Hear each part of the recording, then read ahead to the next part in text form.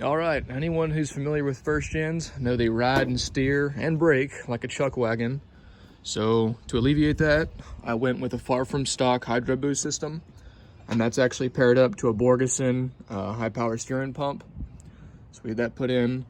If you could see in the bottom, there's a far from stock steering brace down there. So that's also set in.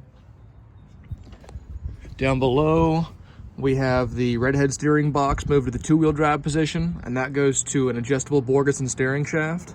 If you don't know, the steering shafts are untreated, so they do surface rust, but if you try to paint them, you void warranty, and that is lifetime. So over here we have Bilstein shocks, so these are 5100s in the front, and it's got 4600s in the rear, and it's riding on Alcan suspension, so that was all custom made. I put it on cat scales, had the truck weighed.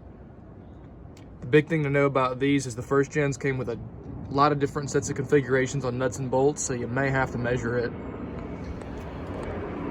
Going lower than that, we have a crossover steering kit, and that was made by Northwest Fabrication. And then on top of the kingpins on the Dana axles, I had crane axle do the kingpin delete, get rid of them polyurethane bushings that like to break, and then a simple steering shock stabilizer. The truck has a dial right here to adjust your braking pressure up and down. And let me tell you, on the stock drums and the just rotors swapped out in the front, it stops better than my